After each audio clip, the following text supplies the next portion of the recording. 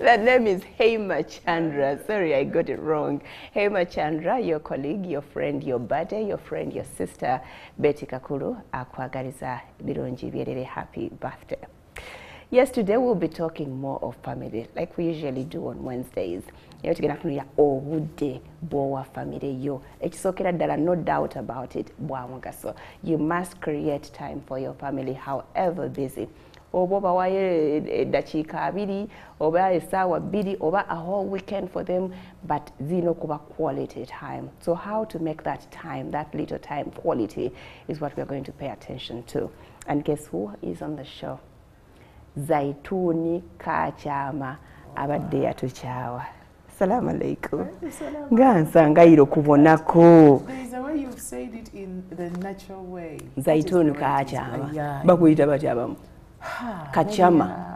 Some call me Kachi, others call me Zai, Tuni. Hey, those are love names. Yeah, they could be love names. Yeah, I usually do that. I rarely call them by their name. So, Abalabai Chizanyisa, Zaituni, Zaitun, but you've done it the right way. It's the professional way. Zaitun, Kachama. Off camera. I'll call you Zai. You know, Zai. You're free to call me whatever. Okay, how have you been?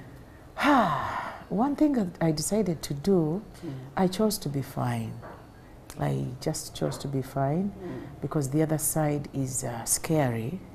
You know, you tell me good morning and I'm like, I think it's a choice to... What is good about this morning? I think it's a, you know, it's a choice to choose the good side of the morning. So I'm fine. You're fine. Yeah, I'm fine. Alhamdulillah. And I'm happy. Family, how are they? Family is fine. I've told them that I'm going to be on MWASUZE MUTYA. And I know they are glued. They are there. Family is okay. Husband is okay. And most of the people that I know are fine. Okay. Okunzizako, Or you still choose to be fine wakati mukuzako? Yeah, when that comes, tebanazizako, I should say, but still when it comes, I'll choose to be fine. Yeah, I will choose to be fine because if Nada, I think I don't have the authority to. I'll choose to be fine. I think it covers everything. Okay, so what you could say your experience, I don't know how you give them quality time as family. We can use your experience, we can go the general way. Yeah, quality time, you know, time, we have time and then we have quality time. Tulina chetuita Obudde, then tulina chetuita Akawungeezi. So I think that is where the difference will come in. Nti okumpo Obudde is normal. It's like anybody asobola okuwa Obudde, you know, a whole day, you know, a month. Never watch chetuita Akawungeezi. Akadde akomugaso, akadde akasunsule. And I think this is what we need now. Kubanga, you need to get more from this other person.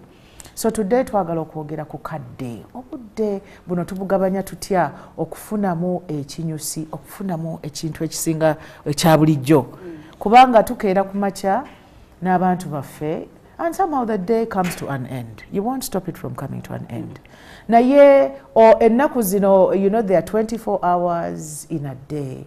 Tuzimala tutya n'abantu baffe ne batufunamu naffe ne tubafunamu kuba tulina kye tuyita okuwangaala fwa, you know, obeerawo bubeezi and abantu bakufeelinga oba bw'obeerawo ate, you know, they wish you were not here. So oba wooli oba toliiwo, somehow it's it doesn't really make a lot of sense. So my experience, one, in the beginning, it comes naturally. Era sometimes, especially for abachala, ogenda nolowooza nti oba okubeera wawaka, it's what is important. It's more than that. Era abachala abamu, they are proud to stay, you know, to stay at home and to be housewives, but some things have gone wrong in their face. Omuntu gwa wali waka nengera ebintu tebinaba kuterera bulungi, so kiba kitwetaagisa okuddamu okwetereza mu budde buno. Ojja kubeera ewaka ng'olaba TV, you know, bw'ova ku TV ey'omugaso n'ogenda ne ku, you know, siyagalagamba etali ya mugaso, n'obeera ne kweyo kutwalira ebirowoozo nga naye terina kyegenda kwongerako at that particular moment. Kati oyinza okuba oli awo otudde olaba TV yo, omwana n'agera n'akwata mata agokya najja. How are we going to explain this? Ng'obeera bwokka, you know, ogenda kinnyonnyola ani akitegeere, musawo, mukwano. Obubenje bubaawo. Yes, obubenje bubeerawo, naye nobody is going to really understand you ng'omwana ayidde nga w'oli. Yes. Kitegeeza amata twagatadde somewhere awali easily reachable. Kugamba w'oli naye toliiwo. There are things you will not explain, Farida. Nti obudde buno tukusuubira okuba ng'omanyi nti olina omwana ayavula. You know, tumanyi nti omwana ono ali inquisitive, omwana bw'aba yavula, he will go pulling everything, going in any corner of the house. Kati gwe yafumbye amata. Ofuddeyo otya nga bw'ogambye nti bw'ogajjawo ogateekawa, bw'oba ogafumba ogafumbirawa, because consciously or unconsciously olina okuba ng'omanyi nti olina omwana mu nnyumba asobola okufuna akabenje anytime. So okubeerako awaka kulina okuba nga kukugasa gwe ng'omuntu ate nga kugasa ne banno b'owangaala nabo. So I want to acknowledge that I have a family, and I have a very big family. I have a husband with several children, many children. Did I tell you the number of children that I have?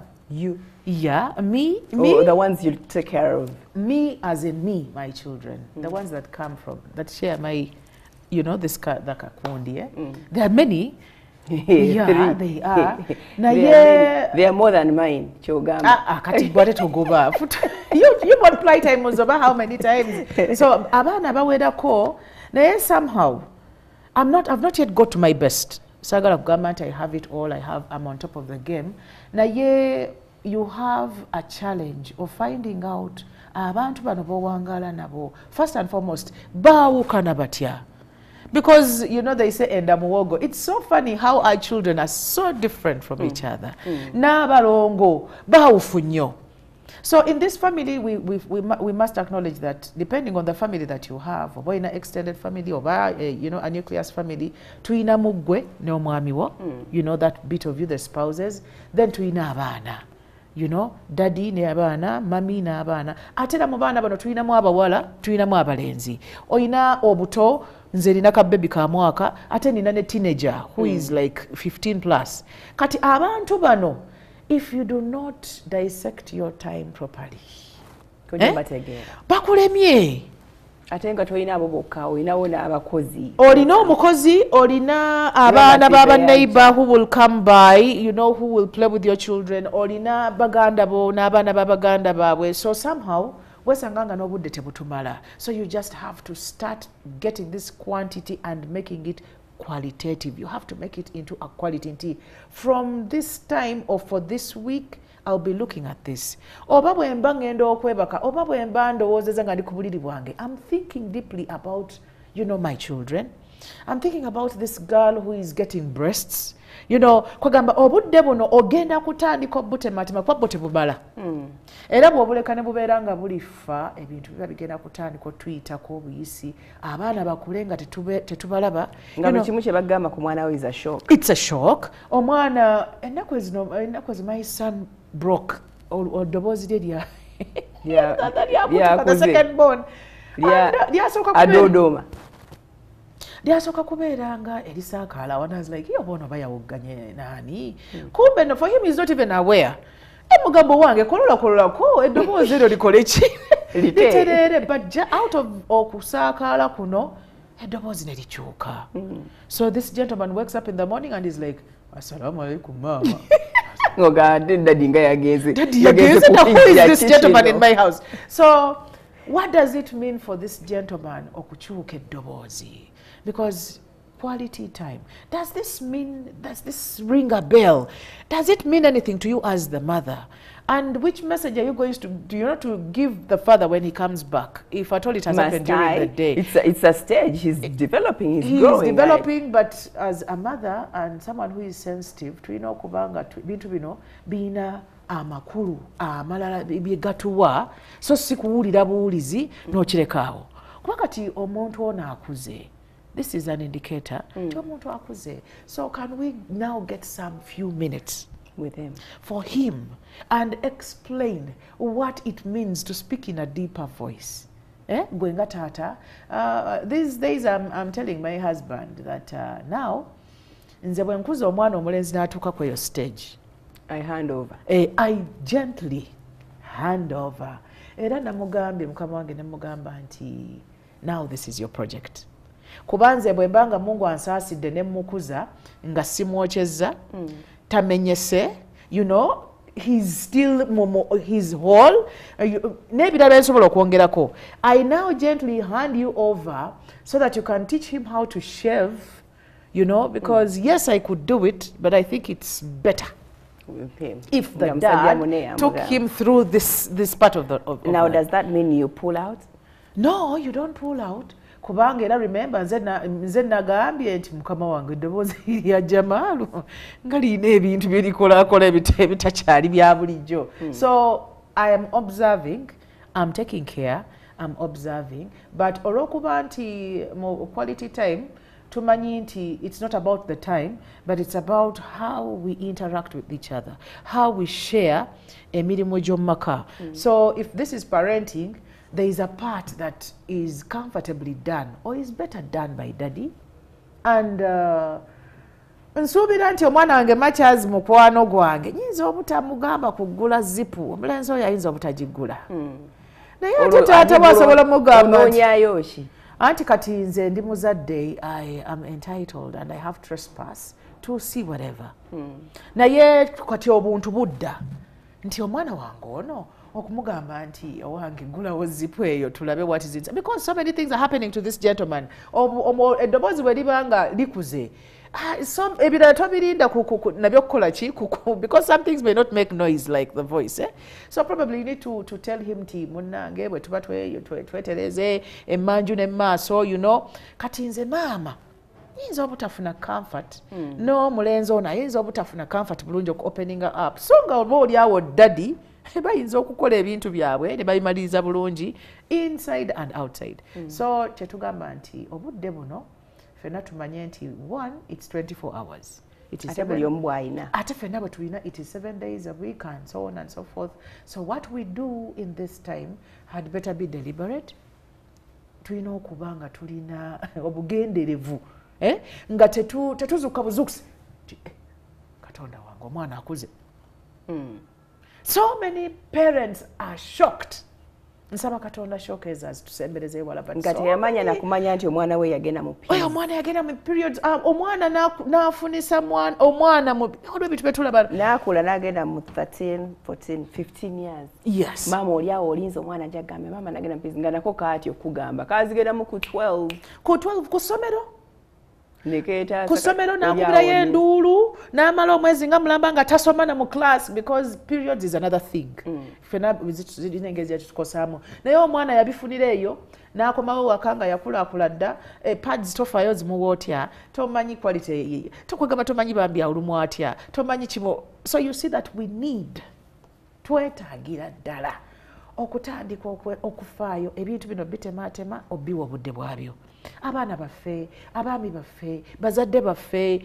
It's not so easy, it may not come so naturally, but you have to be deliberate. Nti at least ekyandisinza obutono ennyo nti wakiri mu mwezi omuntu oyo gw'olowooza nti mukulu mu bulamu bwo muweereze salaamu.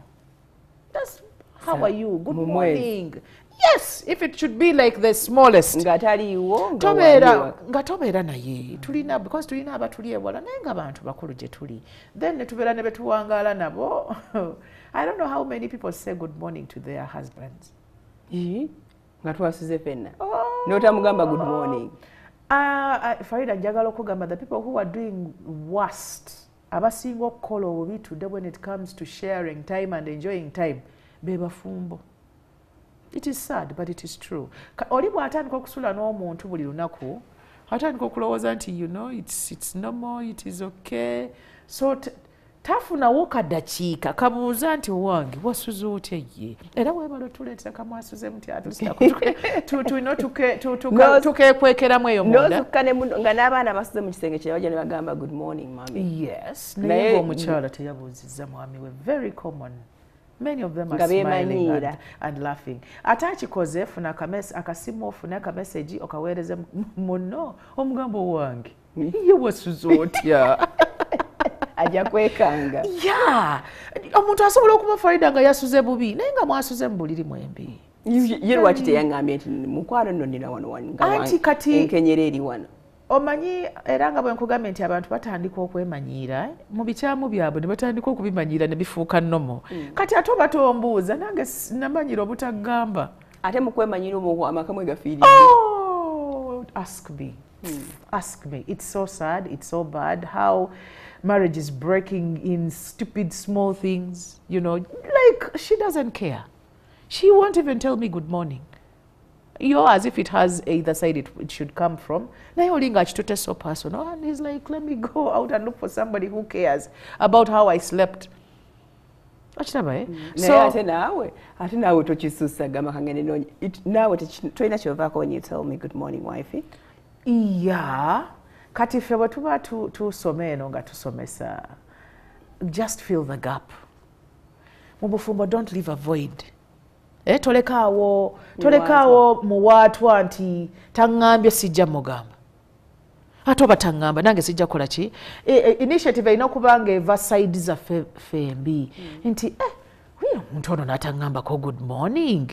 Kati ngambe kamwegambire. Kuba naye ayinza okubeera nga alowooza anti nkugambye ate abafumbo obulwadde basinza okufuna kamanyiiro kwemanyiira.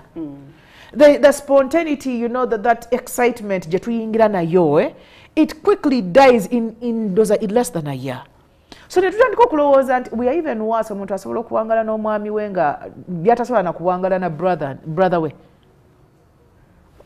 Oba am I making sense? Okuwangala n'omwami we. Omuntu atuuka n'amanyiira omwami eyamuwasa oba omukyala gwe yawasa n'atandika okumukola oba omuyisa mu ngeri gy'atasobola na kuyisa mwannyina. Because your brother, I want to imagine nti nze bwe mbeera ne mwannyina ze, there are no restrictions. You can say whatever, you can do, you know, of course we won't do senti, we do the ABD extreme. Naye omukuba w'oyagadde, you know, it's free. Omugamba eggambo. Eggambo tweyita waliwo amannya ge tweyitanga nga tuli bato. Olwaliro oswala n'okuliyita munno. They were crazy, they were crude. Naye abantu batuuka okuyisa abafumbo bannaabwe n'amuyita eggambo era atasobola kuyita obbiiwe. Gwe wambwa. Gwe wambwa, musiru gwe, munnakyalo gwe, kikazi gwe, natomera. Kagamba ebigambo ebyo nga toyina wokkirizibwa kubiyita munno naye ng'obiyita omuntu, one, gwe wasalawo obeere naye for the rest of your life. Two, omuntu akumanyi. Bana ate abafumbo bemanyi. They shouldn't even risk separating.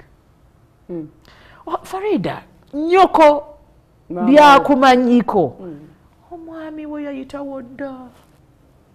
He's beyond. N'amaanyi tamanyi byenda byange. Oli abimanyi. Simanyi. Don't wanna speed, Farida. Naye nga if we are to say it that way, nti omuntu mufumbiriganwa and it goes so deep. Chituka. So if that could be a yardstick, if that could be something that we could use, obutaawukana. Ti bwe naaleka omuntu ono n'ebyama byange bino byonna. Oh God. Omuntu akumanye, well, do you know what's between the back, your back? Do you know what is there? Do you know what is between your, one? Back here. But in between, in the middle of your back. Do you know what is there? If you try to see, do you know how much energy you would use? Or funene ndale olabe. Omwami wo asobola okumanya that black spot that is at the back of your back. So abantu bano, we should be sacred.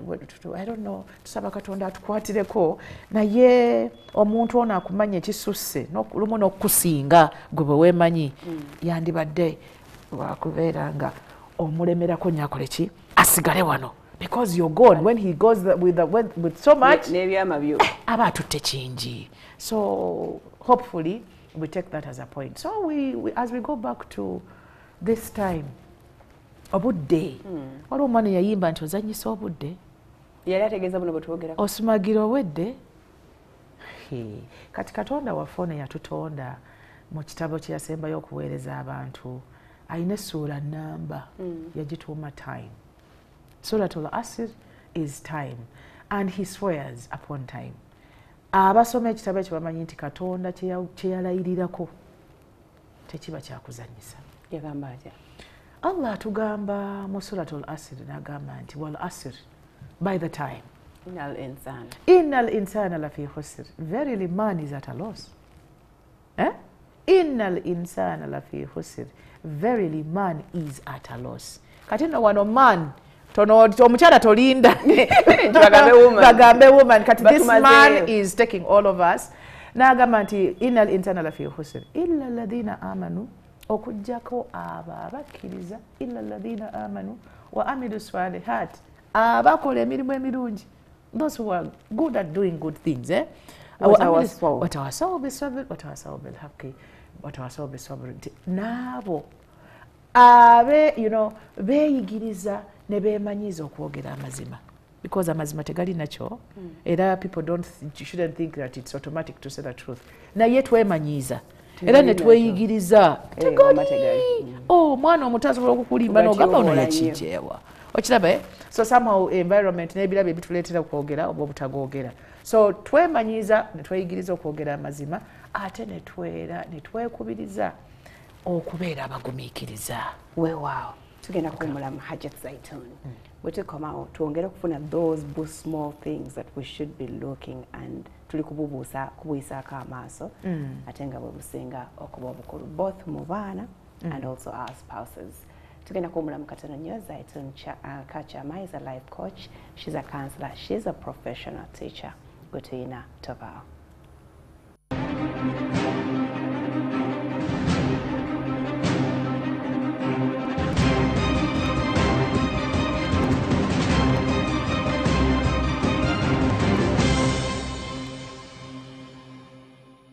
Harmony pot water ya marenyota.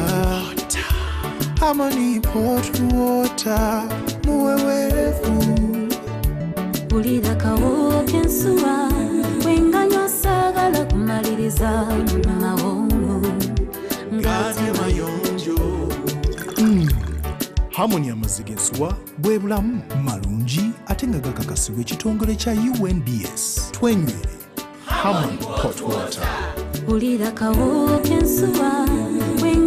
Under the palm, yes. Yeah, palm is a tree that doesn't go out, come rain or sunshine, so the shade is there. So we decided to call it palm. We shall be there when you're happy, and we are there when you are sad.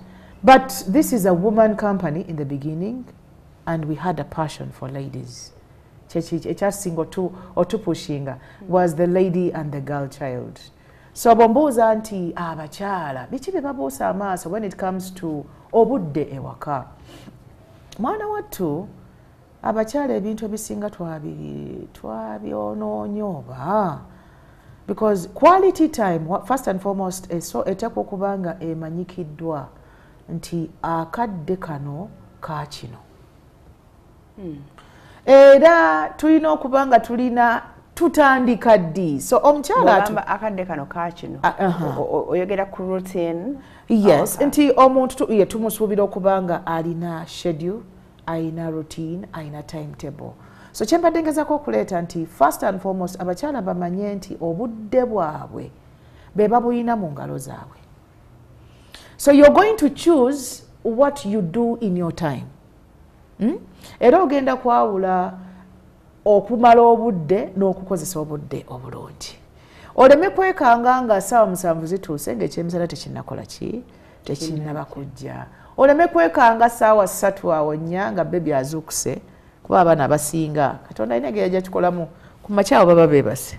So akuwaamu akadde otegeke porridge bwe. Ochape mangu awo obuntu bwawaka otegeke porridge bwe naawe weefuneyo bakyonoolya. Naye abakyala munnange omwana azuukuka ani alya talina kye yatandise tamanyi kigenda mu maaso ne ziwera 7 nga ne kyayi tannamunywa.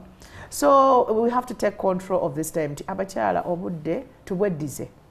Omanye nti nobody is going to control this time for you. Omwami we bw'aba yafulumye n'agenda ali mu budde bwe. Kati naawe buno bw'olina ewaka bwe bubwo. So how have you scheduled this time? Otaddemu ki ekigenda okuzimba kizimbe abantu be wasigadde nabo ne family yo. So how is your routine? How is your routine? That is one. Two, biki by'oteeka mu routine? Gwe olunaku lwo, for example, kuva saa 12 paka 12, mulimu ki? WhatsApp. Mulimu WhatsApp, mulimu essimu, mulimu okulaba repeat. Nina abakyala banyumira balaba akazannyo ne bakalaba ne repeat. Kanyumye nyanzi keyongeza. Kati ate muli balungi nnyo ne muddamu ne mu weekend ne mukatwongera. Bambi ng'omukyala akyakawoomerwa. Sikivumirira naye gwe mu rutiini yosazeewo kuteekamu ki? Era by'otaddemu bitutwala wa gwe nga gwe n'abantu bo. So it's important okumanya, for example, kumakya tuzuukuka ne tusaala. Osaala budde ki? Osaala naani? Kuba mu bimu bye tulina okuteeka mu quality time is okwongera okufuna ebintu bye tukolera awamu. Whenever we get engagements or tasks or assignments nga tuzikolera wamu nga family, it makes it quality time. Kuba mu assignment eyo ba mu task eyo, you are able to tell ani ayangu okola emirimu, ani mulungi mu kino, ani aconcentratinga, ani atayagala kola, ani apapa.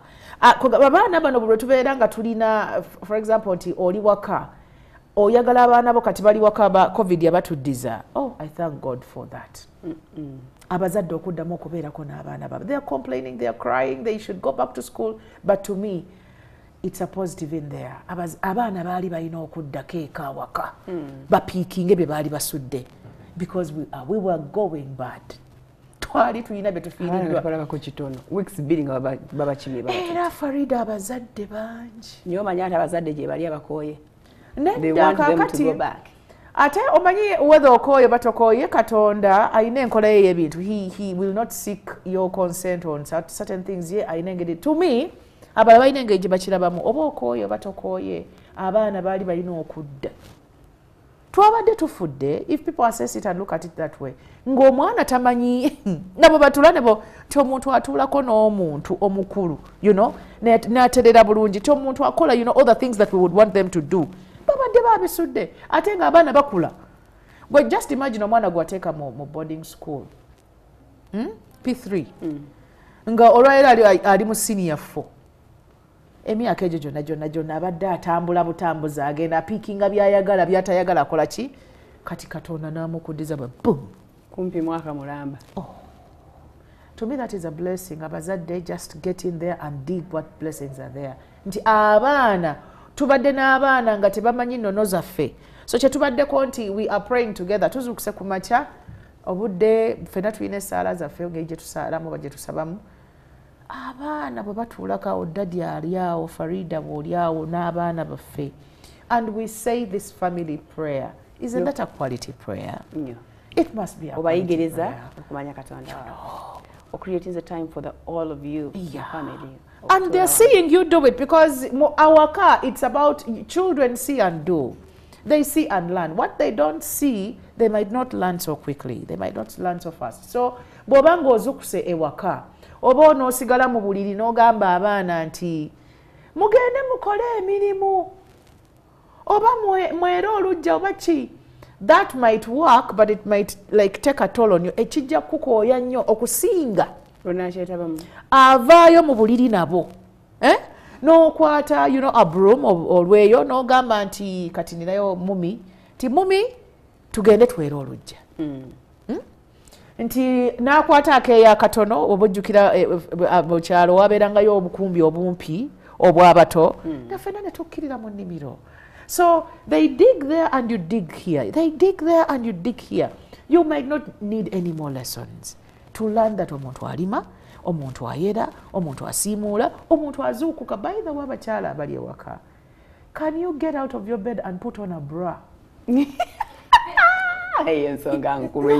it's too much. Zaitun, you find a woman kumachangojja ng'agenze kugula muwogo wali ku kkubo nenge ebbeere ali mu night dress ng'asibyeko akaleesu bw'ati kati oyo mulungiko tulina ng'oli asibye leesu bw'ati balina engeri gye bagira n'agigira wano bw'ati. Those are things that I don't do. Simanyi oba n'abeeka bati waliwo ebintu bye simanyi nze nakukola. N'okeera ku makya tannaba kunaaba, abamu tannaba nakusenya ne yeesiba leesu, talina bra, kino sandi kyogedde naye talina na panti. It's 9, it's coming to 10. But this is someone who wants children to do chores. Ng'omwana akulaba oli muleesu. Ayiga nti omuntu akola. She's just waiting for the day. She will also have time to put on the chireesu. Nenga talina kyakola. So, abakyala, get out of your bed, brush, you know, get a shower, brush your teeth. If it means even putting on some, whatever, buli omu alina bwe yeerabirira. Awaka, get out tandika okukola emirimu. Because it is work, it's life. Omwana akulabe ng'obikola naye ajja bikola. Naye bwe tunaba tetubikola nga gw'otuulawo mu ntebe n'olaba TV. Bw'omugamba ebintu ebyo nno gwe seppicha ezikuute bulungi onimba. Ky'ova olaba nti abamaama abasinga okuwoggana, sometimes it happens to me, be bamaama ababeera ate ewaka. Mwana, what do they make so much noise with their children? Okusinga najja obuzi. Avaawo n'agenda. Kubanga nsuubira nti oli yafaayo n'afuna akadde nti ye bw'abeerawo ewaka. It's activity. Bamaama abakola abasinga bwadde ewaka, it's work. Abange kino later kino, you know, it's preparing dinner, it's work. So abaana balaba mami ng'era akola. Yes, she gets out of home and goes to work. N'akomawo ewaka n'akola. So abakyala tubagamba nti it's your time. It's you to timetable it, and it's you to put valuable things or items or issues in that schedule. Otherwise, whatever you put there is the fruit you're going to get. Abaana kye bagenda okukulaba bannanga bakyala mulekera awo okutambula mu ttawulo. N'otambula mu kireesu, n'otambula enviiri tewasa. You get out tasaniridde. You want to imagine wano kumpi agenda okumpi. Kati bw'atuuka wali ate n'afuna amuyita n'amwe neeyongerayo agenda okwesanga ng'ali mu town muka trading center. Kati simanya ani anagamba ku bantu baffe nti obulamu buno bwaffe, you are going to choose what you're going to put in your time. Omwana bwe mugamba nti ali yakwata olwegendo yere wali nga sigenze naye kakyaka kirimu. Si kibi era nga bwe twogedde nti bw'oba ozze mukola mwenna ajja kutandika okitegeera nti okwera gye kuli. Naye twewaza abaana okumanyiira okukulaba nga gwe tokola. I think this is the point here. Nti tukwewaza okubagamba nti mugende mukole gwe nga tolina kyokola. Eventually kubanga abaana bano jjukira nagambye nti kyebalaba kyebayiga si kyoyogera.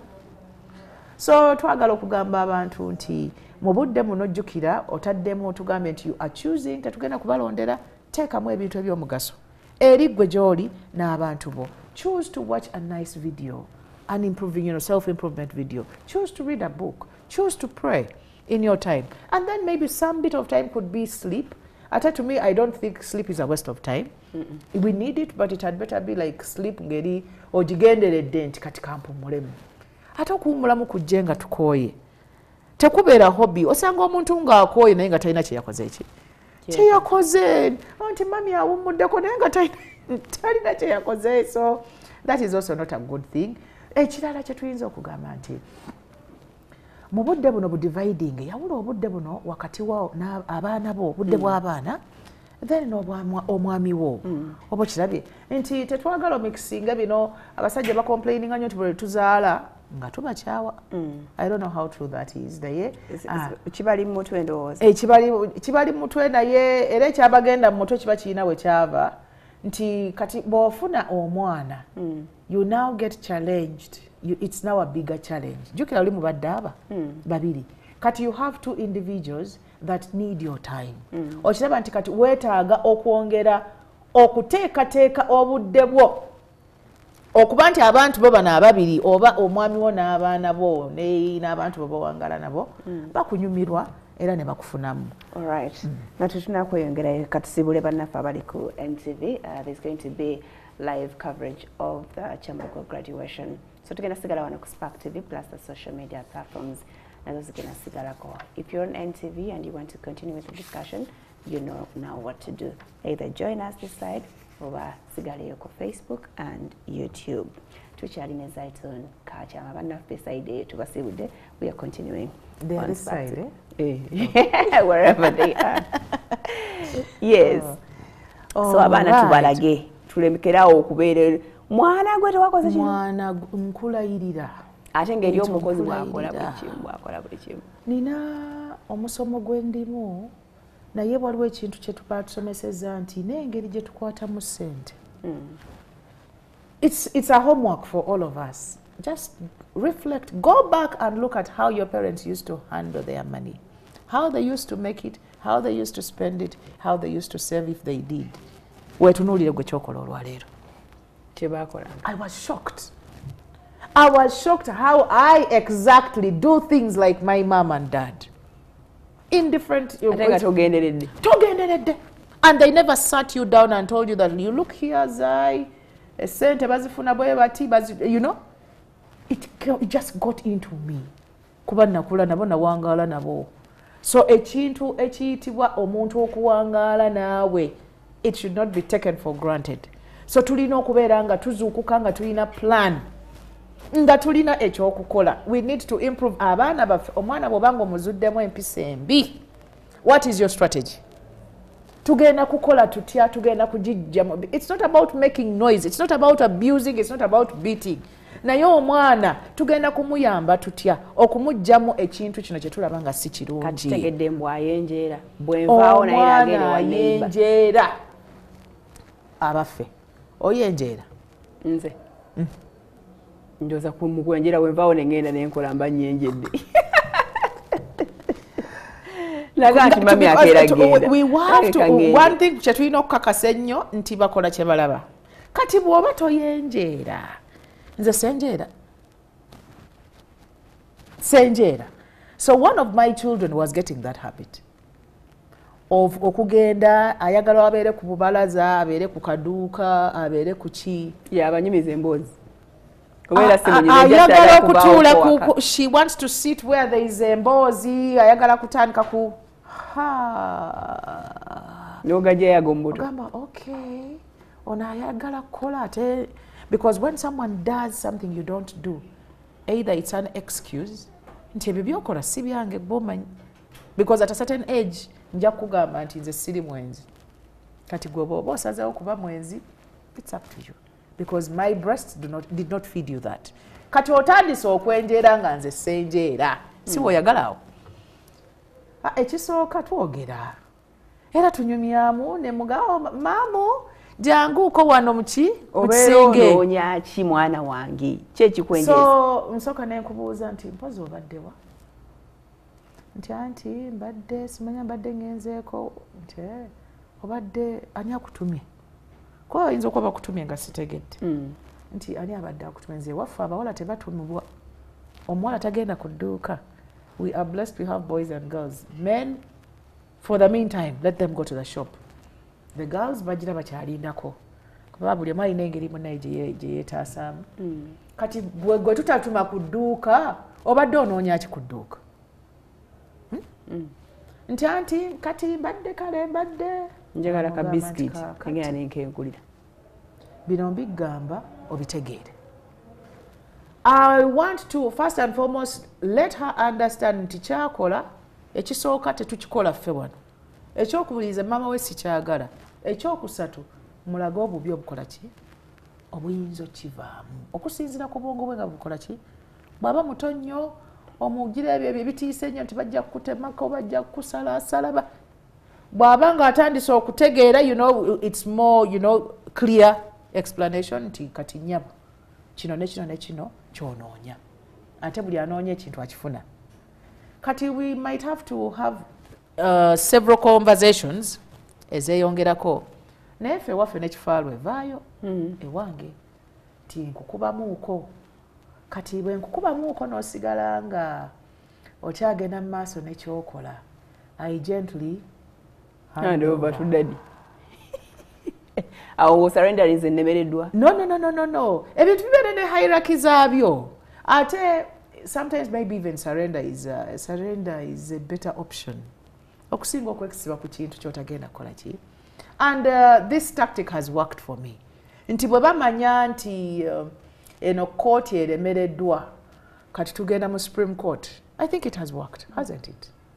Bakutwala mu Supreme Court eyo oyinza okuba nga tobyogera bulala. Ate nga taata bw'akuba, you might want to pull away your child so fast. Ate tewali ayagala agenda mu Supreme Court. Fe mama waffe yayitayinza tuhandinga ba Supreme Court. Kuba taata wange yali musaasizi nnyo ku kkuba omwana. Ate nga ye mama wange akusabula n'okinyonyoka. Kati that is another, kati I think she had another Supreme Court.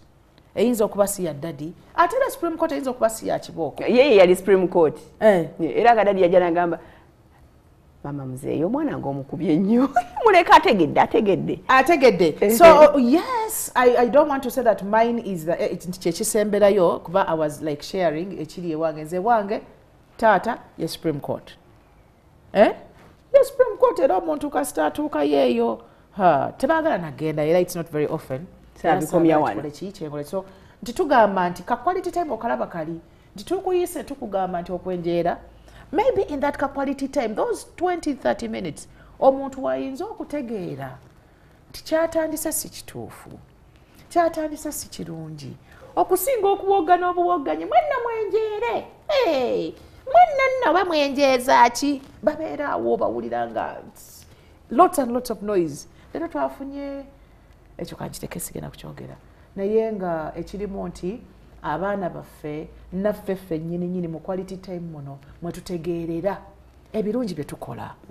It's when we celebrate. It's, you know, it's when you celebrate. It's when you're going to congratulate. Nti, ani yalongoosezza obuliri bwange. Nti, nti Imran, nti mukwano gwange. The words that will come in that car, you know, okuba nti you've acknowledged, nti munnanga tengondabiridde nnyo. Kati bw'obanga atoli motivational, mwami wange ali motivational nnyo nga jayawo wallet. Nga musimba yawo kyamusimbye nti olaba nti this quality time bwe nabadde nkitunulira baadde bagamba nti it helps us grow and develop our relationships. Nti tujja kuva off from one step twali bagole kati tujja mpola mpola tuzadde, tujja mpola mpola tukuza abaana. Remember tulina okunoonya ssente. Kati abantu abatali deliberate, the relationships olaba nga ziri stagnated. Bwe bali omukwano gwe baalira tegwakkana busi. So nga tusuubira nti abafumba ababiri buli lwe boongera okuwangaala ababiri balina kwongera kwagalana. That is the is it the ideal or it should be the normal? I don't want to put it. Ideal is not it's usually like not reachable. Fantasy world. Naye if things were done right, properly, tusuubira nti faida olw'okuba owangaala n'omuntu ono jjukira twatandika tetwemanyi. Naye kati tutandise okugenda nga twemanya, tugenda twetegeera. We are hoping that twongera okukola ki? Okubondinga, twongera okwagalana, twongera okuwabulangana, n'okutambula okugenda mu maaso. So tusuubira nti quality time eno akaddeko kano nga bw'okasunsudde kagenda kwongera ku buyonjo n'obulungi bw'omukwano gwammwe. It's going to improve the quality of your relationship. Nti abantu ababeeranga awo ewiiki nnamba mukazi abeera mu kireesu, omukazi bamujja batya mu leesu, mugambe nti nkutwalako out. Akaviiri nga kabadde ka penso kayingidde emyezi 2. Mugambe nti kasi tusene wansi ng'osobola okukwata makansi obudde mukazi wattu obudde bwabulwa ekyakoleramu. Mugambe nti olwaleero jangu ekyemisana tugenda kiriira eno e Kampala. Tulabe oba leeso yeneebeeramu, tulabe oba ekiviiri kinaabeeranga, okitegeera. So nti mu budde buno to choose this random time okugifuula quality time, tutandika okuyiiya ebintu ebirungi ebitunyumira ffenna ate ne tubikolera wamu. Kati olwo bw'ajja nga yeekozeeko bulungi alabika very beautiful, tugenda kulanca nga mugamba nti naye mukwano bino bikoledde ani? Nti mbikoledde ggwe, lwaki neeka tobinkolera? Olaba nti olinawo otandikira okuyisaawo oba kiri ekikunyumira ky'oyagala. Nti oba oliawo omukazi wattu yatandika okulowooza nti akunyumira mu ngeri yeeyo gy'abeeramu eyo etategerekeka. By the way, abakyala, I have to say this again. Zuukuka ku makya. Weetereze. At least physically, weetereze. Totambula kufuluma lujjaalwo. Nga gwe kennyini tosobola kwetunulako. You can't even look at yourself. It's bad. It's bad. People are going to look away. Ate twagala abantu batunule eno, opportunities jijja eno. Emikisa gijja kutunula eri, n'emikisa tejagala kutunuulira bantu. Batiisa. Abantu bafaanana bo batya. Okay, zaidi tugenda kudda mu tuwummulemu. Tutunulidde nnyo maama ali ewaka. What about us who leave in the morning, go back in the evening. Yes, How do you create that time?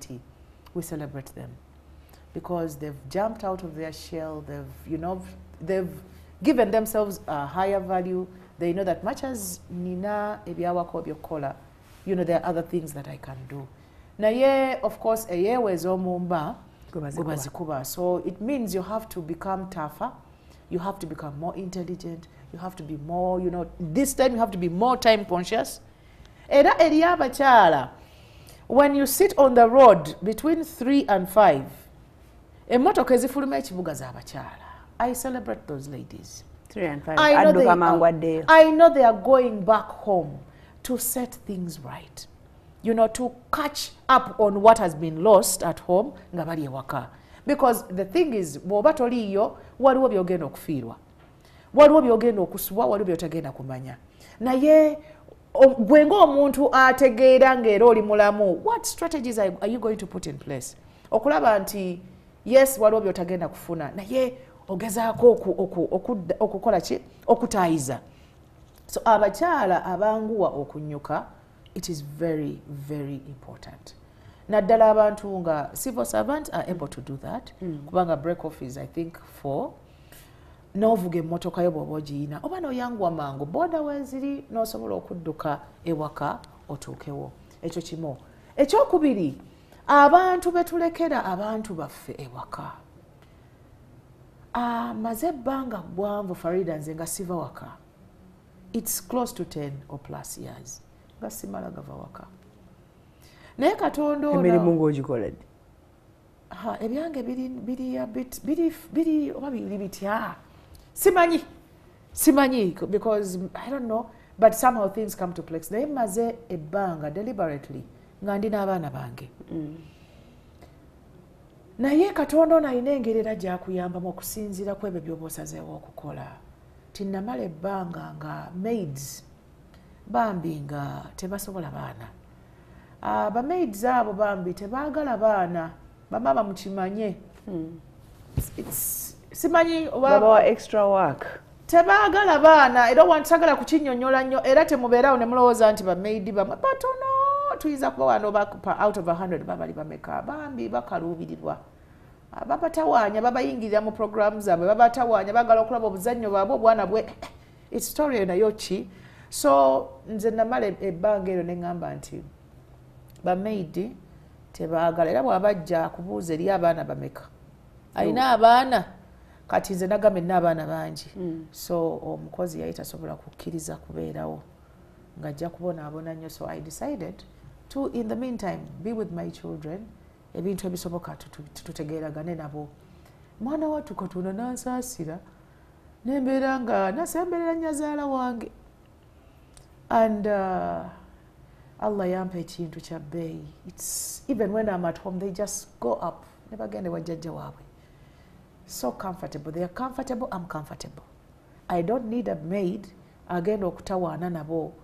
Yes, waliwo naye there is that waliwo nina speed kati gye nsobola okukolerako ebintu byange nti abaana bange baba balina ejjajja waabwe. I know they are getting some things out of her era naye ayina kyabafunamu. So at least that is a relationship that is okay. Oba kirabe. So omuntu yenna ng'ova ewaka mami ng'ova ewaka, you now have to take a lot of time osunsule omuntu gw'olekera abaana bo kuba ye next mom. Yagenda okusomeseza w'otasomesezza. That person had better be that person. Nze simanyi kyoyagala mu baana bo, simanyi oyagala bali batya, simanyi oyagala babeere batya nga toliiwo, naye ekyo kyoyagala ky'oba onoonya mu muntu gw'olekera abaana bo. Stay in touch n'omuntu oyo gw'olekera abaana bo. Essimu ebeere kumpi awo. Essimu ebeere kumpi, ebeere accessible. Singa oba oyagala okumanya oba kati omwana alwala kati emirimu tegijja kuyimirira naye eddagala lifune libuulira ono gw'omulekedde, but once in a while okubeeyo akasimu. Temukola katinko akaliwa olekera omuntu omwana ate n'otijja nnyo n'omutamya n'agamba ye lwaki teyagenze naye, ye lwaki obwana bwe lwaki aleka wano obwana bwe buli dakiika 2 buli kadakiiko yalidde anywedde simanyi kati pampa mwagijjeemu. ebyo ogenda okutta relationship. So olina okuba nga oli mugezi nnyo an extra twagambe weewadde ez'omumba. Olina okuba nga oli mugezi nnyo okulaba nti omuntu ono asigala ng'emirimu gino gy'oyagala gibeere mu baana agitambuza bulungi. Ekisemberayo ddala ku ekyo. Kati bwe simukubire mujjukiza nti omwana essaawa z'eddagala zituuse. Ekyeddagala that is an incident. Twamumanyiza yeebakako ku 8 ng'amaze okumutya. Ebimu ogenda bireka ebyokutandika ng'oyo yeebase.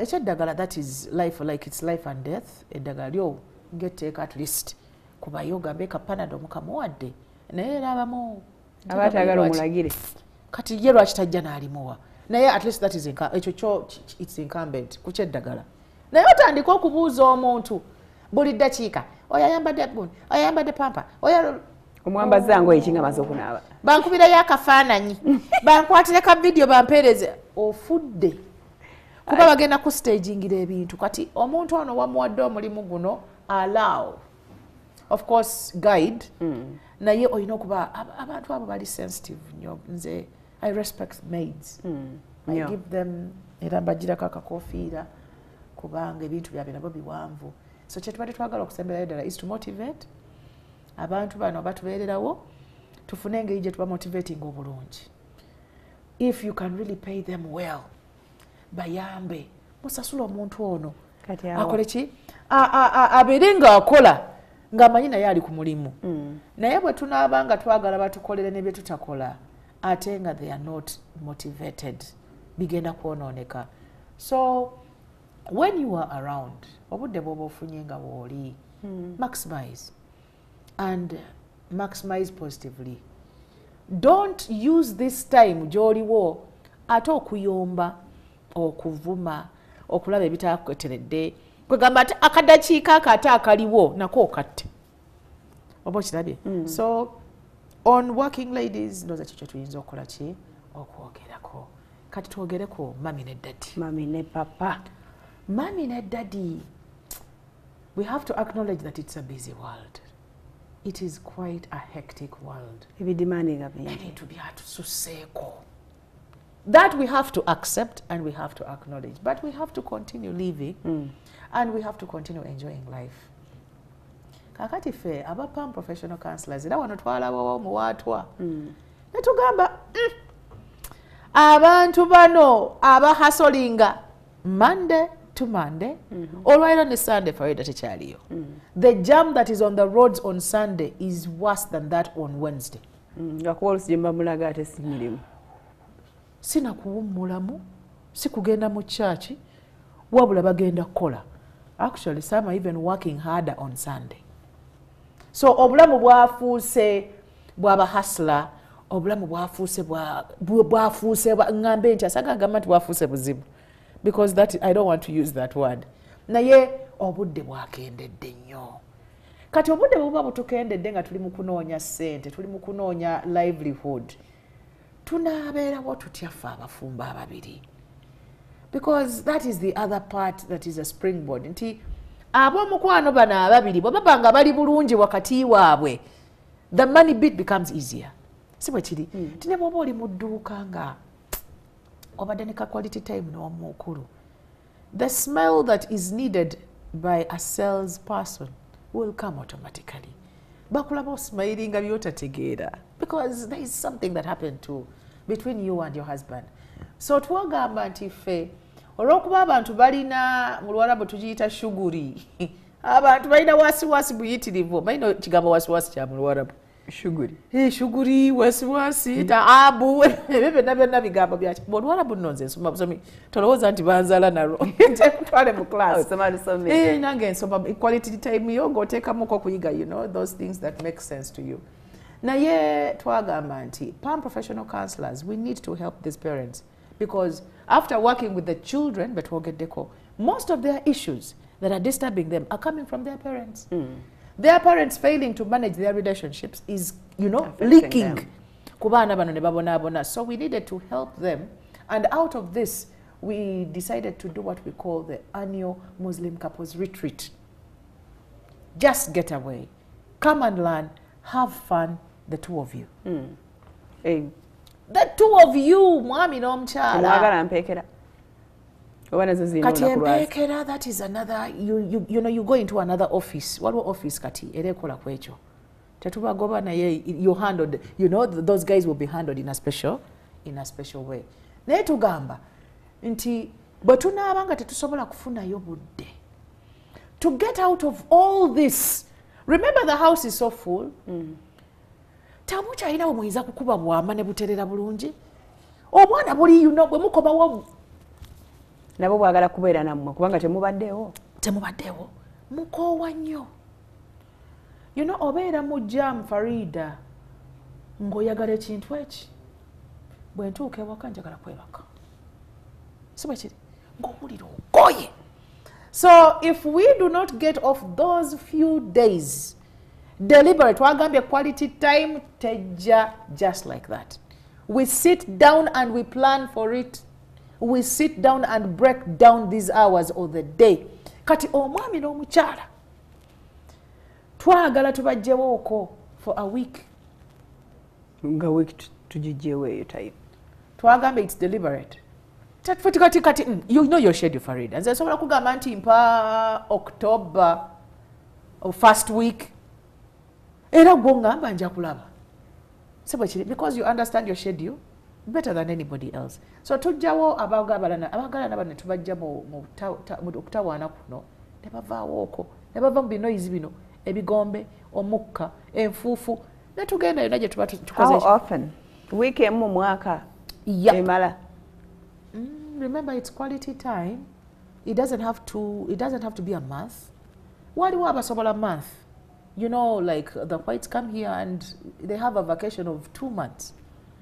Naye era ekyo kisoboka ng'omuntu yakiplanninga mu January, and then that person is able to take off November and December for himself and his partner. Bw'aba takiplaninze nga mu financials ze tekiriimu ne mu mulimu, because even ne mu mirimu kati oyinza okugamba nti me tuyina kye bayita mwe abali mu corporate bayina bye babawa. What do they call it? Annual leave? Yes, thank you very much. That is the right word. Tumanya nti omwami wange akola yiri eri naye I entitled to annual leave. So let's agree to have it at the same time. You have it. So for babiri, we are choosing to take our annual leave in that period. So we don't want to imagine nti mwe abafumba babiri you are failing to make time for yourselves because so many things are going wrong. Abamu kye bakola is don't make me kumulimu. Don't make me work from Monday to Monday. Let me have, because I'm a family man, I'm a family woman, I need my weekends off, or at least let me have my Sunday off. No, my Sunday is strictly for family. How you plan these other 6 days is up to you. Erecho, Farida, you know that you don't start from there. But jakumulimu wano totandika kugamba abantu nti bakuwe Sunday. Ochiraba nti oyina engeri gy'okikolera, you become a valuable, you know, employee, you become an indispensable, you know. Ne batandika okuwuliriza ebyo ebiboozi bombosimago teyagala kukola ku Sunday. Okitegedde? So kye twagala okugamba abantu nti nobody is going to create your quality time.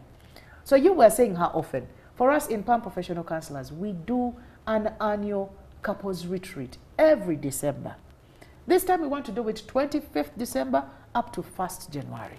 That is 7 days. Tugende.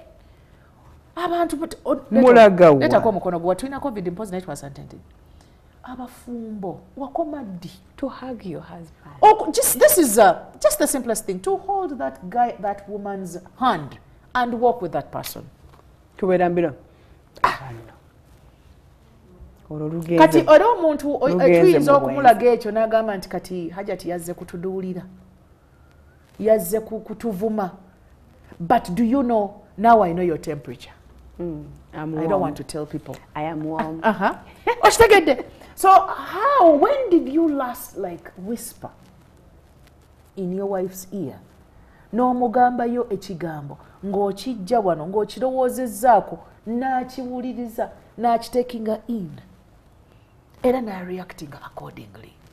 When did you ever, you know, when did you last sit ne mujjayo kapeeni n'akatabo ngamba ti naye hani bwe twatandikira twali twagala kino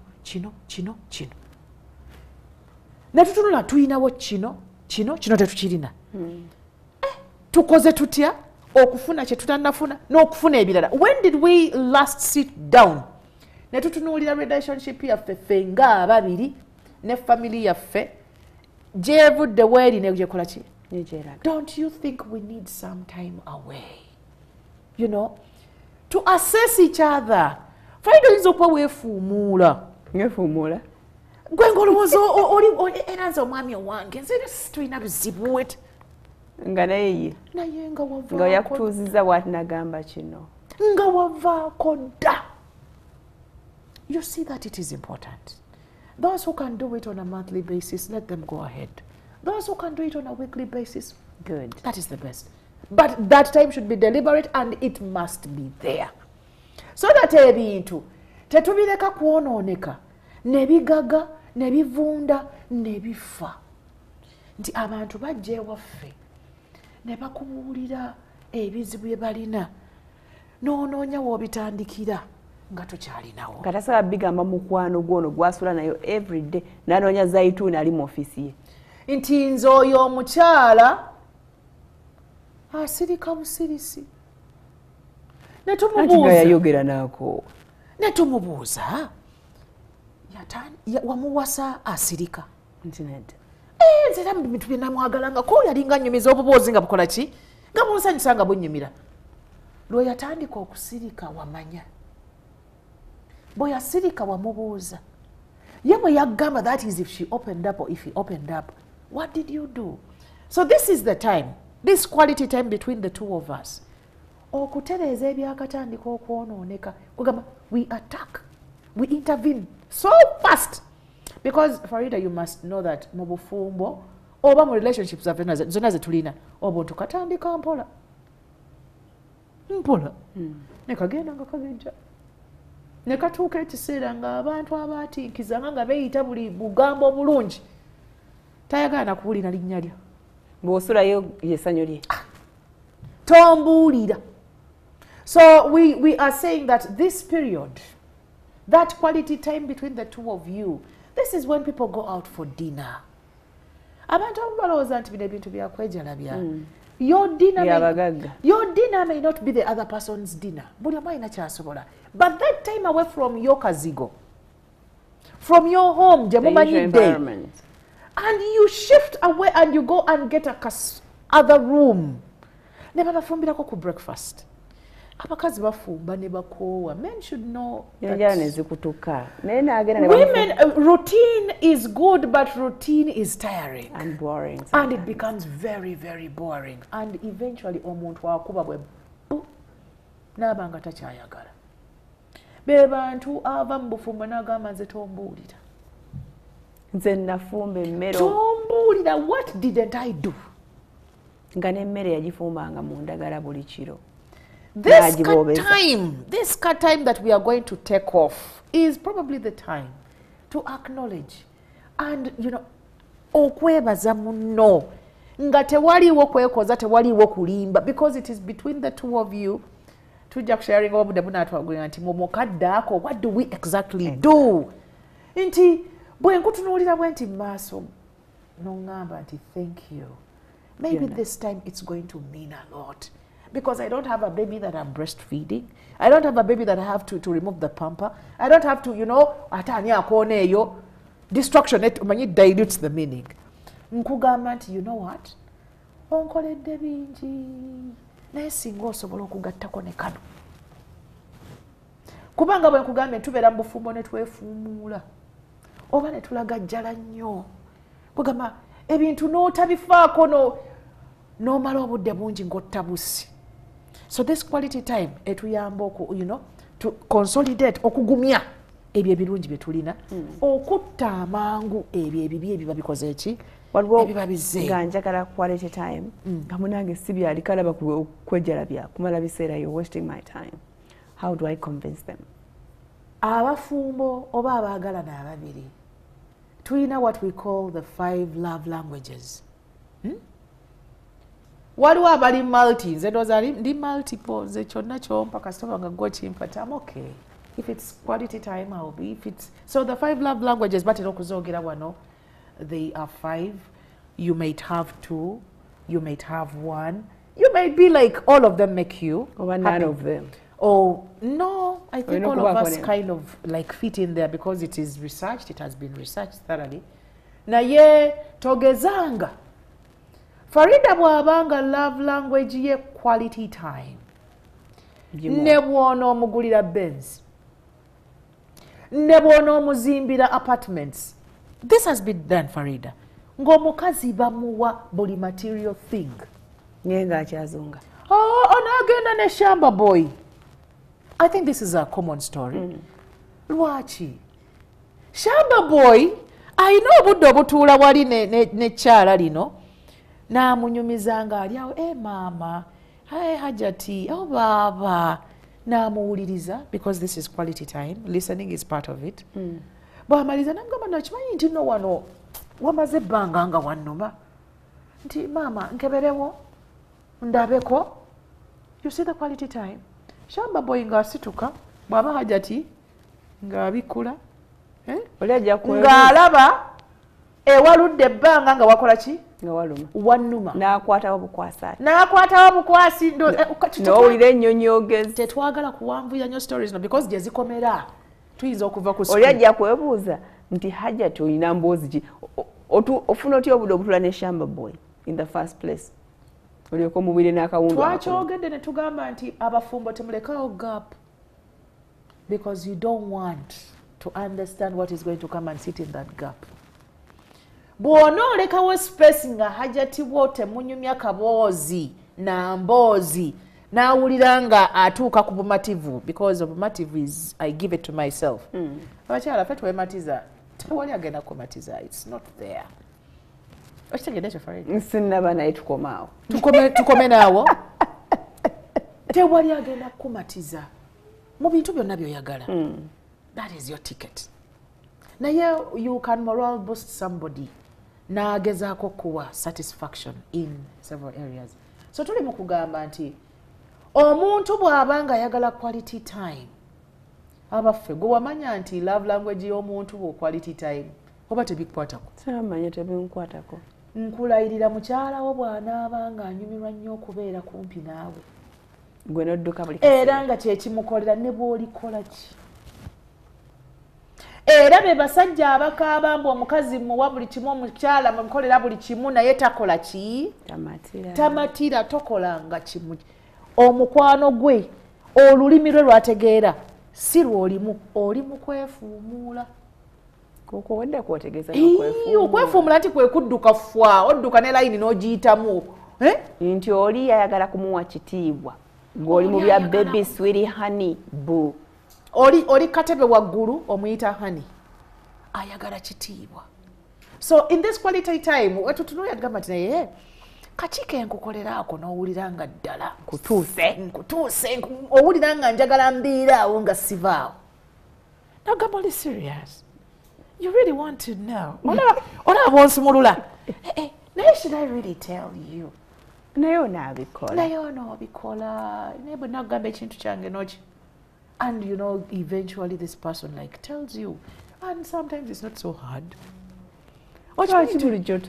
Exactly. We didn't create the time. We didn't create the environment omuntu wa opening up. Nakubuulira. Ate ekiseesa okimanyi nti we change so much. Every day we change. Omukyala bwe wamuwasiza ku myaka gya 2, ebyetaago bye si by'alina ng'alina 3.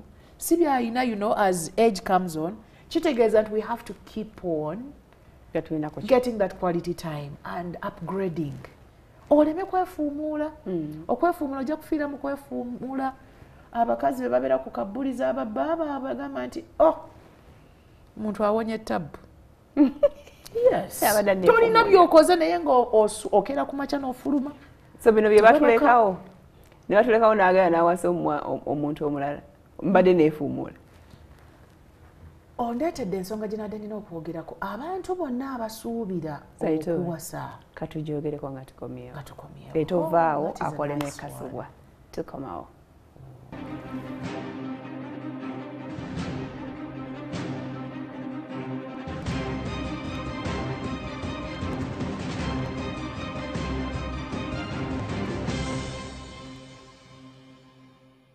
Nissa Camel Milk Beauty Soap ajjamu embalabe olususu olumyukiridde binnamakula enkofu ezireetebwa embalabe ate nga agonza olususu lwo n'akuggyako ne mugaba.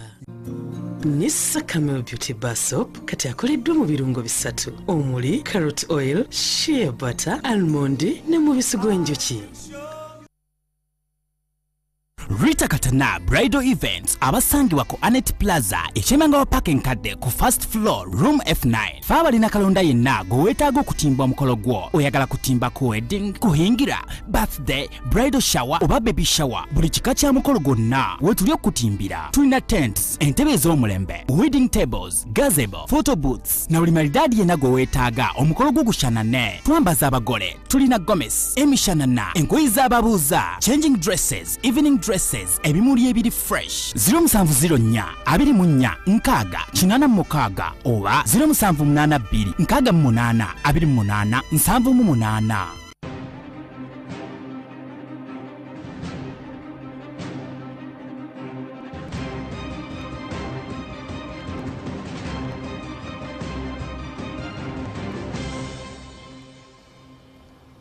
Okay, mu dakiika ntono esigaddeyo tulina obubaka bwammwe bungi tulina okubusoma Hajji Zaituna atuyambeko okututangazaamu but also bingi bitagenda kusobola kukoonako naye maybe one day one time tujja kumusa. Olina ensonga enkulu gy'obadde oyogera etulumye nnyo omutwe nti nkoze buli kimu neefuumudde nfumbi mboobeza obuliri mbwaze mbutinkudde naye Mr. agenze n'awasa. Abakyala olumu batukyawa ne batunyiigira bwe tubagamba nti okuwasa kw'omwami wo okufunayo omuntu omulala ekyo si gwe kina, you don't have control over that. Si gwe kimuleetera okikola. Abaami abasinga agenda okufuna ng'alina pulaani y'abakyala b'alina okubeera nabo mu bulamu bwe. Okay? This no, tinono tekiriko na dini because it's tagged on Muslims, but we all know that polygamy is in a man. Christian, Muslim, atheist, ojja basanga nga baba kiina akikola. Abakyala omwami wo okufuna omuntu omulala ekyo tokifuga era tolwana nakyo. Kyekiri kye twagambye nti you quantify and qualify your time. Nti yes, Haji ajja kuwasa oba yawasiza.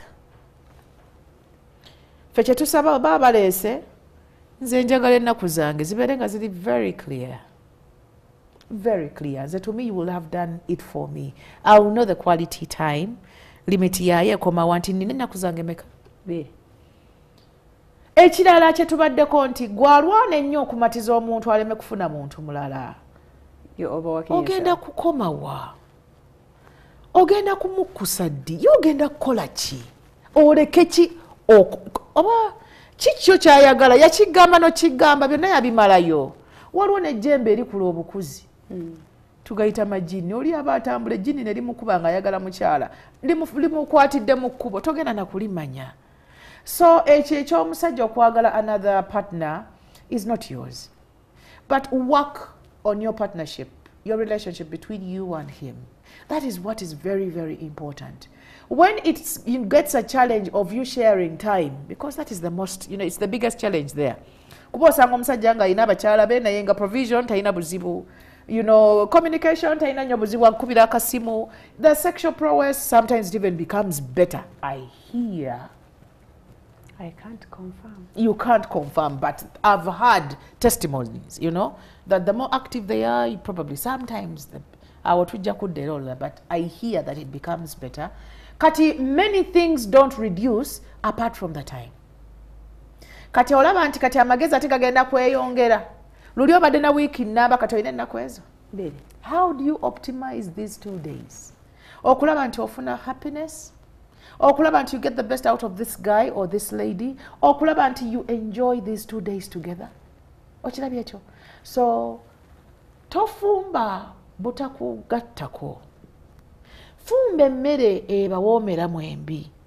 era sala amagezi mulye emmere eno mwembi era mugiwoomerwe oba nnaku 7 oba lunaku lumu doesn't matter labirira omwami wo alabike bulungi ffe tumwegombe okumwegomba is a bonus. Why would your man not catch the eye of a girl? Kitegeeza nti you're not doing well. Bino no binvumisa, but I continue saying. Obadde ogenda kunvuma.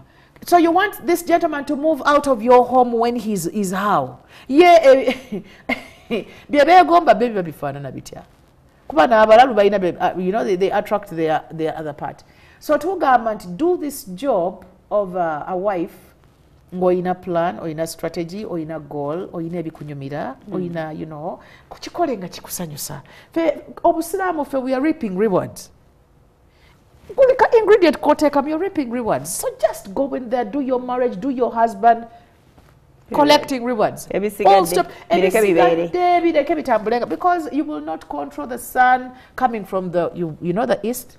For it setting in the west. So ebintu ebimu bijja kuba bitumenyera bwerere otuuka ekiseera nga naawe kennyini nyini tosobola nakwejjako leesu okoowe no osiiwuke okaddiwe. So twagala okusharinga nga bwe tugendako mu bantu baffe, what are those things you must do when you're in your quality time? Oba ya saawa emu oba ya saawa bbiri oba ya wiiki oba ya mwezi, there are things that you must do to get the best out of it. Number 1, bwe mubanga mwetunuulidde bwe mutubanga mutuddeyo in a conversation, just look in this guy's eyes. Just look in this woman's eyes. You have time now to remember how they looked before.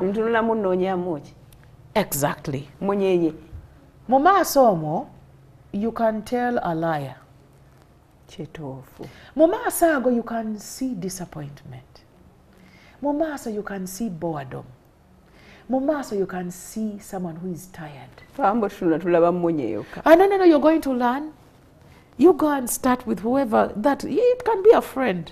And you're like, let me look into. Do you know you can cover here? These masks, can't you see that someone is smiling at you? Ngatata deko mask. Don't you? What do you see? You see the eyes. So in the eyes, we can see and read so much out of our partners. So ensure that you are tokanula abagala natebekanulira maaso, but I think when there is a point that needs you to like open them so wide, you can go on and open them. Now in these eyes we can read so much and we can get so many answers. Then the other thing, tuwulirize. Listen, for crying out loud, we talk a lot.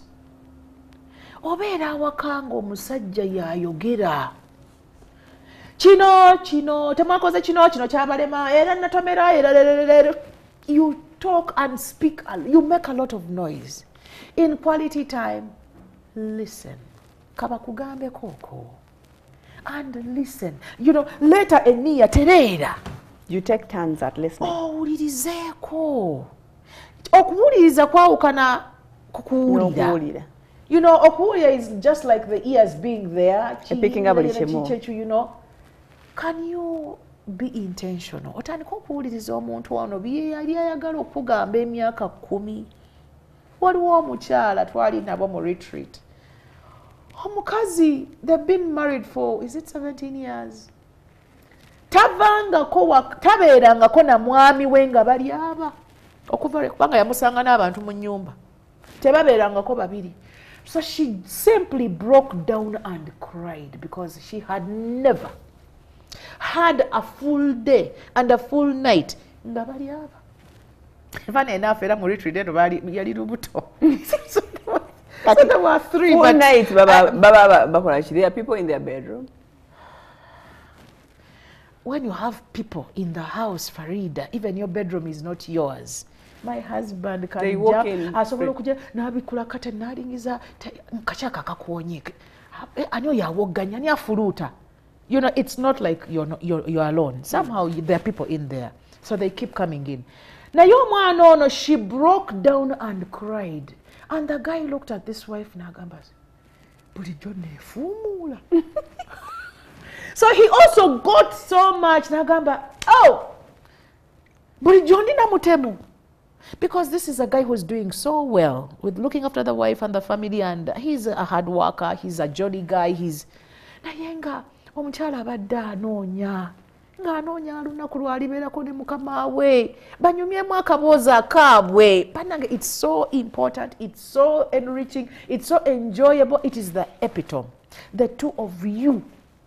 Nga byonna byonna mubijjamu bikoze ki? So listen to each other. Ate when we are listening, when we are talking, tulina era omuze munna abanga akyakubuulira akunyumiza n'oyagala oyingiremu amangu ennyo nnyo. Ekintu ekyo si kirungi, kitta. By the way, it kills psychologically, it even affects me. Mba nkyakugamba nti munnange nno kimanyi mbadde wa Florida eyo wategedde naye kibadde kino bwe kiti. Naye manyi gundi ankubidde essimu naga. You kill the moment, you kill the zeal, you kill the love. Omuntu era abantu abasinga agirabugiza ati tagenda kiddamu. N'omugamba empozi tubaddewa. Particularly, let me say this, nze guba mukwano ogunzizisaamu emboozi eyo. Era mwami wange akimanyi. Oba ogigaddewo. Mba nkikutula. Era bwe kibanga tekibadde nnyo kikulu nnyo nkivaako. Kuba waliwo kyentandika nakyo, waliwo emotions oba nakyo ng'oleeta emboozi ne munno. Kati bw'aleetamu ebitakwatagana, you know, ekisooka akulaga nti takuwuliriza, he's not paying attention, era oggwamu amaanyi, kitegeeza nti nekyosuubira at the end of the conversation kisobola okuba nga togenda kifuna. So abantu bano ababiri in your quality time. Oba naawe wagezezaako mubuulira ekintu ekiri so passional and emotional kugwe, okimubuulira mu time enkyamu nga tali ready. Twagala abantu be improving because twagambe it's deliberate tukiyiga. We keep improving ourselves. Twagala abantu bagende nga be improving. Nti waliwo gwe nagamba twali tukyayagala gwe bulwawulira ng'oyagala okuinterruptinga munno nga yogera werinnyeko. Gwe kennyini step on that castiletto. Wef tigundi sirikako. Wuliriza. You're missing important things. You're missing a moment. Olaba faida bw'otunuulidde omuntu mu maaso and you're looking at this girl. Ne bw'aba alina emyaka 5, that girl is coming out. She's sharing something deep inside her and she's telling it to you. There is confidentiality, there is security, there is... Simanyi abantu bino ebintu bino baba n'abifuna nga tebeewaddeyo kadde. Gw'oyina love, abantu tebakyayina love. Love olowooza bagulangule. Love bakulankule. You make, you know, we make love. People think making love is sex. No, it isn't. Sex is some bit of it. We make love. Wallahi omukwano tugulwanira. We work for it. We think and plan. Nga bw'omulimu gwo bw'oguplanning faida nga bw'okola schedules zo n'omukwano begula. So that is why we have the quality time we are talking about today. We think and plan for it. N'ogamba nti kikazi kino no kimpabako. Kikazi kikola ki? Kiwaaba omuntu w'omulaba ng'agenderera. And you grab quickly n'omukomyawo n'omugamba owange ndaba ogenda eno naye olowooza bwe tunaatuuka tunaaba bulungi. So the other thing that I want to share, twongereko obuntu bubiri, when you're in your quality time, ensure that there is a tukendeeze ku distance wakati waffe. There should be some physical touch. Abantu abamu tebaagala nnyo bakwatirira, but sometimes when you touch each other, there are things that you're going to get that don't need to be said. That contact will answer so many some questions. Echirala, if we are seated, lean in. Farida, can you lean in, please? Oh, lean in is how? Lean in. Lean in. Darling. Don't do this. Like this. Don't close when you hold the tumagamba. When you're talking to somebody, don't do this. Lean in. Oba ngamba ya wakagamba kajira mu lean in. Mama bulamu banagiriro nga wanyiridde luno. Oba dogamba otya. You see how so tugamba nti omukwano tegugenda kujabuzi just like that. Tulina okuteekamu amaanyi, tulina okuteekamu ssente. Abasajja muteeke ssente mu mukwano. Abakyala abateeka mu mukwano ssente, they are misinterpreted. This token is usually masculine. Abasajja muteeke ssente mu mukwano. Omukyala bw'osobola nawe okuteekamu okwo, you can, but it shouldn't be your job. Because when you know abakyala bangi batadde ssente mu basajja, they are so disappointed. Very much so. They are crying. Alwana agamba mitima gyakaluba katubira babulabi ye agenda out oluusi n'atadda takulowooza nako kati awo twabivaako oba akomawo oba nedda bibye. And so many people by the tuli mu state eyo. Yes. Now, yeah, that is not a nice spot to stay. You can't be comfortable there, and it's not something you will boast about. Tetujja kuwa muzindaalo situkoyimirire ku stage ogamba abantu nti nze nakaluba oba dda nadda oba tadda nalekayo. That is a situation that is bad. You also acknowledge that you don't want to be there. So what we want to do is to lay strategies of bringing back what was there, if it was good, or of getting out of this and going to the better zone. Tosobola tugamba nti you're going to spend 365 days ng'omutima gukalubye. Omutima omukalubu tegubaamu mukwano. Gukalubira ki? Why do you allow? Nze nina ebintu bye ngamba era twakyogedde. Don't allow somebody to make you unlovable. Omutima gukalubira ki? Because what comes out of omutima okukaluba kwe kukuba obwana, kwe kubogolera obwana, kwe making wrong choices, kwe kukola. Now is the time to rectify what has gone wrong and what is going wrong and what has broken. There is one thing I believe in this side. You know, I am working on a project called Relate Better. We want to relate better. And here we believe that every relationship deserves a second chance. Every relationship has, you know, it is mendable. Atera fa babiri, fetu salawo. Be the first to choose. Tolinda muno kukuyamba mutima gwo guji. Lwaki akomawo, lwaki agenda n'atadda? Can we make that a project? Kubanga kati ffe abakyala abasinga wakiyingiramu togenda kivaamu. Abasinga bennaku zino abamu bagamba ze tomumanyiira. Naye abasinga mentality yali nti nkiyingiddemu saagala kikola ki? Kati nkibeeramu ntya nga kimpoomera, nga kinnyumira. So can we make a strategy? Omutima okutandika oguyiwako okutuzzi. Kutandika okugondagonda. Of course it won't be like boom nti obadde, you know, oli munyiivu nnyo wanyiiga dda nate ne tutandika okulaba nga weesesaasesa. It won't be like boom, eh? Now here we can lay strategies. We can work on these relationships and they can turn around and the world is like, There are things that we can do. There are things that have been proved and but quality time is one of those things. Shock this gentleman and tell him, you know what, honey? Nkwagala wano. Kusimu. Yeah. Honey, nkwagala wano. Nkwagala wano. Tiwanji. Nkwagala wano. Ngoli mukalu bitya. Toyongera koda kirala. You just imagine someone is in the office. Ngata kiwulirangako. Amaine simu balwawozi. Emitima bwe gya kalubye okuba emirundi ng'esatu nga tebakwata, but eventually bakwata bagamba nti Wanji. Assalamu alaikum. Wa alaikum salam. Obadde ogamba ki? Nkwagala wano. Zaituni, agala tukubya kibooko. Nedda kibooko, waliwo kibooko, tontwaleyo Farida, don't take me there. Waliwo kibooko ennungi, waliwo kibooko embi, you know. That is shocking to him. Sajja gamba, Zaya badde agamba ki? Kati nze nafuna agenda kuddamu agikube. Bw'agikuba ngambe. Because you make it so unclear and so ambiguous and so full of so many meanings that he has to call back for explanation and you're not picking the phone. So he has to rush. He has to come back because if he doesn't rush back, kati temperature tutandika okumanya obubi bwakyo butuuseewa. Omuntu bw'abanga teyeekangamuko nti nafunako accident just briefly. Nafuna ekyuma kyava waggulu ne kinkuba. Nina nakaweda no. Actually I froze.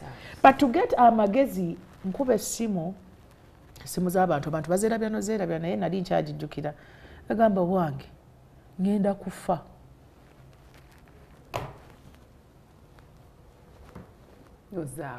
Nakuba essimu sigikwata because I was nafuna, it was a big accident.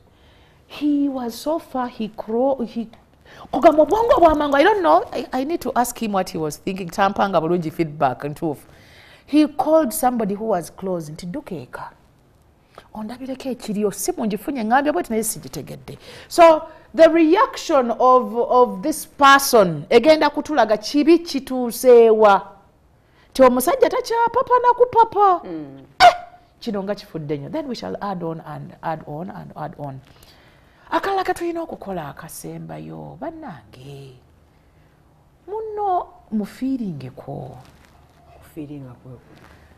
bwe mbanga nkunyumiza emboozi yange eyo mboozi yange ate nginyumiza ggwe totrashinga byenkugamba akakati ebyo biki naawe byoŋŋamba ze mbadde nimanyi nekyo mbadde manyi omalira na budde no abantu bavudde mu bufumbo nga balina ensonga ensi n'egiyita akasonga naye ng'ensonga eyo yemujje mu bufumbo. So here in psychology that is a big point. Omukazi ava mu bufumbo ng'omusajja amukuba naye tulina abantu aba downplaying okukuba era n'agamba nti okukuba obukubi nze mbadde manya alina n'ensonga ffe nga baatukubakuba dda. So omuntu ebintu bino byakunyumiza bitwale nga bikulu nnyo kubanga wabisunsulidde n'ayagala abigambe ggwe munne biyinza okubawo wennyininyini nga tebikola makulu bw'oba tobitegeddeawo please put on a posture teekawo ekiraga nti bikulu obiwuliriza oba oli aweddako onoddayo n'okola ki n'obirowoozaako naye kakati ono abadde amalira obudde kati onti aludde okulya ku chipusi ne banne abakazi nabo baba asiriwadde tewali bummonde sigulabo omukazi ayinza okugamba nti okimanyi nti ndudde okunywako kacaayi naawe yajjukira caayi gwafumba kati gwotandika nga wano tetunywa caayi flaska tetubeera wano caayi come on bikulu okumanya bikulu wallahi omuntu aspakira oluusi ne messages zaffe tetuziteekayo clearly nti tetwogera bulungi as in tetubinnyonnyola nti nze bwe nakugamba tuludde okunywa kacaayi I expect you to get the deeper meaning of this. Tusooke tukatwale kacaayi bukyayi kubanga deeper meaning era ojja kugifuna nga weeyongedde okukola ki okuwuliriza ng'omuntu otaddeyo omwoyo tandika ogamba nti kacaayi kategeeza simanya waliwo ne yayimba sima dole w'omwana okigedde kati bw'osooka n'otrashinga kacaayi you will not get the deeper meaning. Olabye? So first take this kacaayi kakati gwe era eventually ebirala bijja kukola ki bijja kuvaayo. So tubagamba bantu mwe ne bw'oba okuza otya ne bw'oba ozadde abaana benkana batya ne bw'oba ng'okola nnyo ng'olina ssente okooye nnyo mutuyambe munoonyeyo akadde kuba mmwe ababiri bwe muteetereze society mugenda kugitta abaana baffe mugenda kuboonoona era be baba ne bagamba obufumbo tombuulira waragi don't tell me things bamuyita waragi mufumbirwe because you're so angry omuntu that you can't put out encouraging messages. Okay, Irene Kawempa agamba I am married for 20 years. Naye simanyirwe nasemba kubuuza mwami wange okujjako nga mulwadde. Mbadde mukubirako mu ngalo. So olabye betwatandise dabyo nga biringanga ebyokulimba. Akitandike and she will see the results. It's amazing how small things can turn 20 years of marriage and take you back into a honeymoon. Just start by saying jukira kati tokyabisa tokyabimanye era ne munno ayinza obutasooka kuddamu ng'alabanga oba essimu oba yeeyogedde oba radio and you're like wasuze otya hani and agenda kuyira omuyita hani agamba no you know the situation is so bad nti mundo wotandika okumuweereza obuntu obuwooma obwewunyisa agenda kubba kati ono ayagala ssente webyo naye kati olwokuba nti you're deliberate you have to start, that is one. It has to start, and then expect the results ezitandikirawo olumu ziyinza okuba negative omuntu ayinza n'okusooza ayinza n'obutakuddamu expect negative results kubanga kenyini nyini omanyi nti wakitta dda oli mukola ki kukizzaamu obulamu so there is energy eyetaagisa okuwateringa this plant that was nearly dying and then it comes it will start coming up until when efuna amaanyi gaayo and then it will it will go up. So expect negatives And then just have to consistently do it until when we get the results. Because Farida, omuntu abuuza ku munne ku makya, katandika bulungi olunaku. Of course olunaku oba olutaddeko ka seal.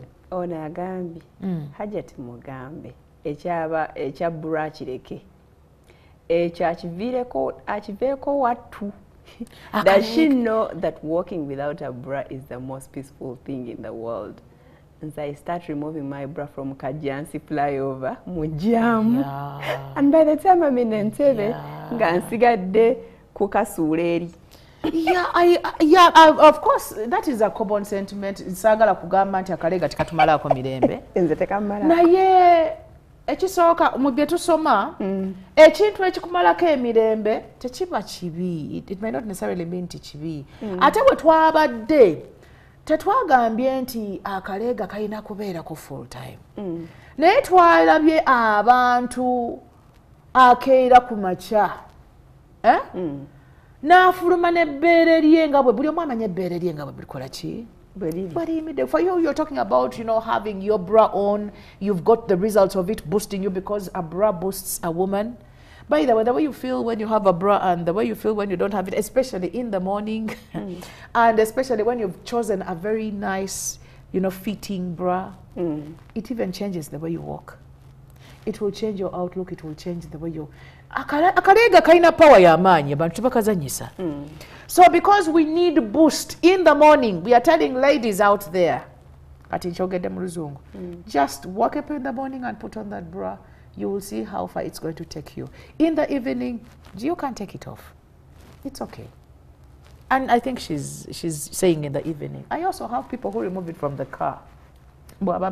Boost yajifunye akoze byakoze, and then like when it's done, you can now naye okajiramuwa okatekerako wa. People shouldn't know how slanty your breasts have become, how big they are, how and because that is what allows you. It's not a good picture to share. Ngamabere wagambe gakupachi gakuba empi embeera si esinga okubeera ennungi okubeeramu, especially in the morning and throughout the day ng'ate oli waka. So okukajjako in the evening, it's okay. All right, I'm Sylvia. I'm married, but I don't feel that I'm married because no time for me. Whenever he calls, he asks about the daughter. Only he asks about the daughter only. He doesn't want to know about me. Is that really marriage? Yes, it is. Of course it is. It is marriage. Marriage has so many things, misunderstood and understood, well done and poorly done.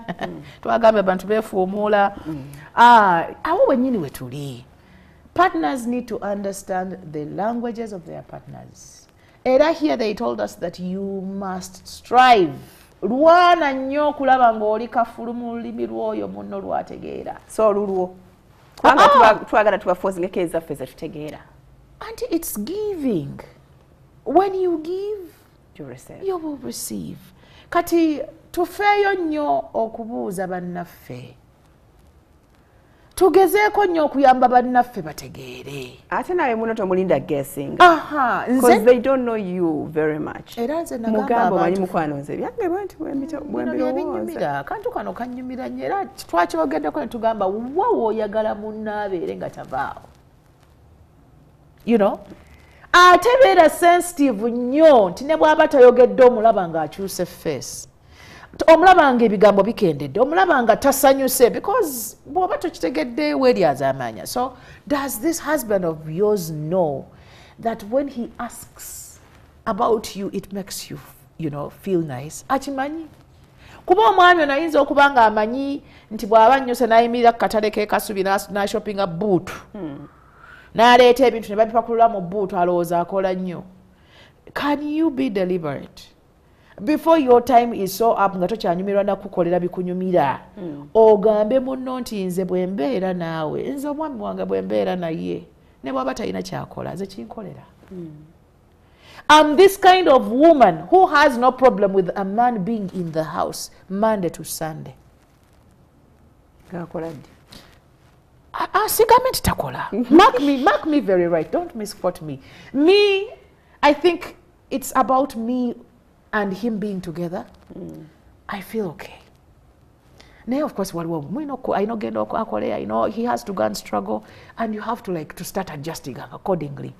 Kati eriyo abakyala ng'omusajja buli lwalwawo yawulira bubi lwalwawo okudda okugenda